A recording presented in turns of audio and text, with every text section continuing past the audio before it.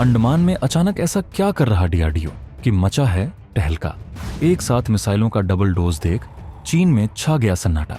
ब्रह्मोस के बवंडर वेरिएंट की एंट्री से पाकिस्तान में हलकान। दोस्तों, इस वक्त दुनिया मिसाइलों की एक भयंकर रेस में चल रहा है और करोड़ों भारतीयों के लिए ये बहुत ही बड़ी गुड न्यूज है कि अभी कुछ दिन पहले ही बेहद घातक हाइपरसोनिक मिसाइल बनाकर भारत तूफान कायम कर चुका है। और अब जो नया बवंडर आने वाला है उसकी आहट ने ही चीन के कान खड़े कर दिए हैं, क्योंकि इस बार स्पीड भी भयंकर है और रेंज भी दमदार होने वाली है।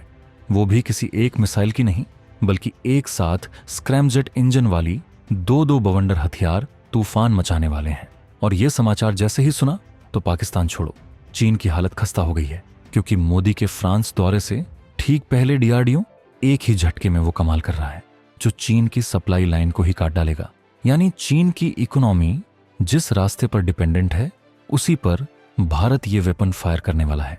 बाकायदा समंदर में ऐलान कर दिया है कि हमारी अंडमान निकोबार से 400 किलोमीटर की दूरी तक अपने जहाज नहीं लाएं, वरना जिम्मेदारी हमारी नहीं होगी। जी हाँ दोस्तों, नोटम यानी नोटिस टू एयरमैन जारी हो चुका है और अब बस डीआरडीओ वो बटन दबाने वाला है।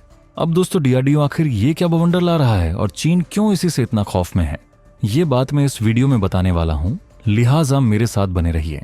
समंदर में हो गया है भारत का खुला ऐलान, खाली कर 200-400 किलोमीटर का समंदर। आ रहे हैं भारत के दो महाबली योद्धा। दोस्तों, भारत के जखीरे में नई नई मिसाइलें शामिल होती जा रही हैं।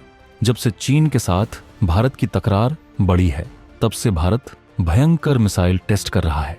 भारत के पास हर तरह की मिसाइलें हैं, चाहे वो हवा से हवा में हमला करने वाली मिसाइलें हों या फिर हवा से जमीन में हमला करने वाली मिसाइलें हों। भारत के जखीरे में खतरनाक एंटी शिप मिसाइलें भी मौजूद हैं। ये मिसाइलें खास तौर पर नौसेना के लिए तैयार की जाती है और दुश्मन देशों के जहाजों और युद्धपोतों को तबाह करने की क्षमता रखती है। भारत अपनी मिसाइल क्षमताओं को लगातार घातक बनाता जा रहा है। उसने एंटी सबमरीन मिसाइलों से लेकर हाइपरसोनिक मिसाइल भी तैयार कर ली है और एक बार फिर भारत ने दो मिसाइलों के परीक्षण का नोटम जारी करके अपने दुश्मनों का हलक सुखा दिया है। भारत ने 15 जनवरी से 17 जनवरी और 19 जनवरी से 20 जनवरी के लिए नोटम जारी किया है।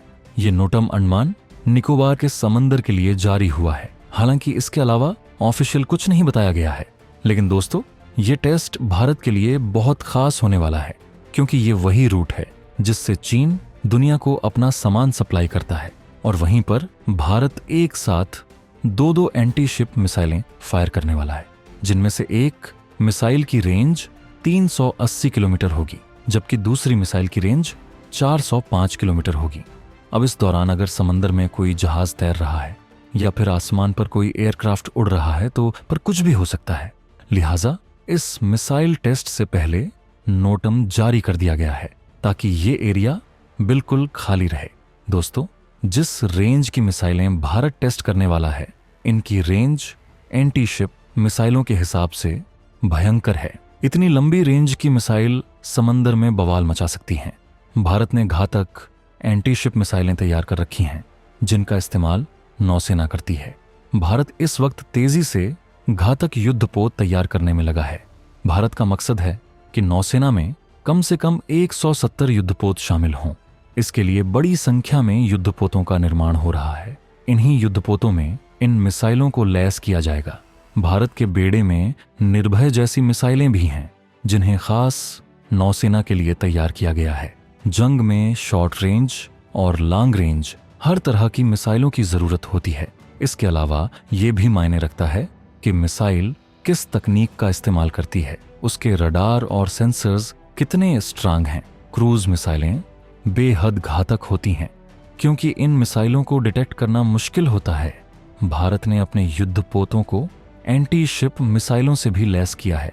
इसके लिए भारत ने इजराइल के साथ मिलकर MRSAM मिसाइलें बनाई हैं। दोस्तों, पाकिस्तान भी एक एंटी शिप मिसाइलों के परीक्षण की तैयारी में है। इसे लेकर यह बताया जा रहा है कि ये परमाणु हमला करने में सक्षम है, लेकिन एक्सपर्ट्स का मानना है कि भारत ऐसे खतरों से निपटने के लिए पहले ही तैयार है। भारतीय युद्धपोतों को घातक एंटी शिप मिसाइल सिस्टम से लैस कर चुका है। भारत ने हाल में ही जिस हाइपरसोनिक मिसाइल का टेस्ट किया है, वो भी एक एंटी शिप मिसाइल ही है।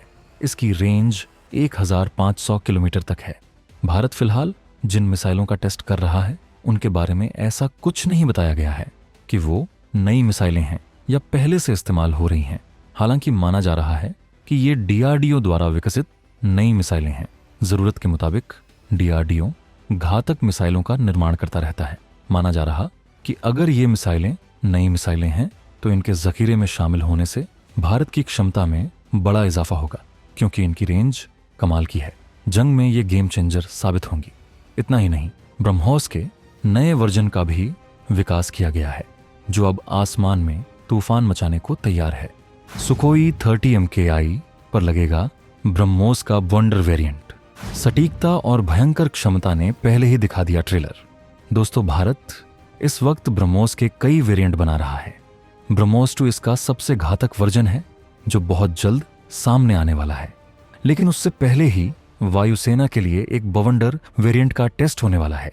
इस वर्जन का नाम है ब्रह्मोस A।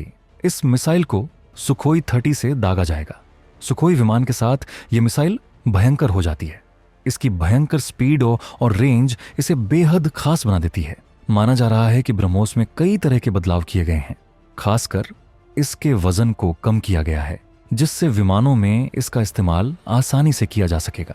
ये मिसाइल 400 किलोमीटर की रेंज की हो सकती है। ब्रह्मोस मिसाइल को भारत की बेहद भयंकर मिसाइल माना जाता है। भारत इस मिसाइल को दुनिया के कई देशों को सप्लाई भी कर रहा है। जब से फिलीपींस ने इसे भारत से हासिल किया है, तब से दुनिया के कई देश इस मिसाइल को हासिल करने की कोशिश कर रहे हैं। खुद चीन भी इसकी क्षमता से परेशान है। अमेरिका की भी मिसाइलें इसे टक्कर नहीं दे पा रही हैं। भारत इस मिसाइल की रेंज और स्पीड में इजाफा कर रहा है। डीआरडीओ की प्लानिंग इसकी स्पीड को मैक 5 तक बढ़ाना है। माना जा रहा है कि भारत इस मिसाइल के अगले वर्जन ब्रह्मोस 2 पर भी इस साल तेजी से काम करेगा। लंबे वक्त से इस मिसाइल का इंतजार किया जा रहा है, लेकिन रूस से तकनीक नहीं मिलने की वजह से यह प्रोग्राम अटक गया था। इस मिसाइल में रूस की जिरकान मिसाइल की तकनीक का इस्तेमाल किया जाएगा। इसकी रेंज दमदार होगी। ये एक हाइपरसोनिक क्रूज मिसाइल होगी। भारत की ब्रह्मोस में ऑनिक्स मिसाइल की तकनीक का इस्तेमाल किया गया है। इस मिसाइल ने यूक्रेन वॉर में भयंकर प्रदर्शन किया है। यहां तक कि किंजल मिसाइल से भी ज्यादा परफॉर्मेंस ऑनिक्स ने दिखाया है। अब भारत जिरकान का इस्तेमाल करने जा रहा है। इस मिसाइल को दुनिया की बेहतरीन हाइपरसोनिक मिसाइलों में से एक माना जाता है। रूस हाइपरसोनिक तकनीक में सबसे एडवांस है और रूस भारत का रक्षा पार्टनर भी है।